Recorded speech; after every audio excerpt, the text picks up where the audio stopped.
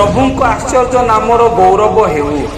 दिन प्रतिदिन वाक्य शुणुथिबा प्रभुंकर प्रिय लोक मानंकु प्रभु जीशु ख्रीष्टंक सुमधुर नामरे नमस्कार। आसंतु आजि पिता परमेश्वरंक पवित्र धर्मशास्त्ररु पठन करिबा। पुणी सुजोगर सद्व्यवहार कर, कारण काल मंद अटे। एणु निर्बोध न होई प्रभुंकर इच्छा कौन ताहा बुझ। एफिसिय 5 पर्वर 16 एवं 17 पद। वाक्य बुझिया पाए ओ निजस्व करिबा पाए प्रत्येकंकु प्रभु साहाय्य करंतु। एही वाक्य द्वारा आपण मानंकु आपण मानंक सह परिवारंकु प्रभु सदा सर्वदा आशीर्वाद करंतु। धन्यवाद। आमेन।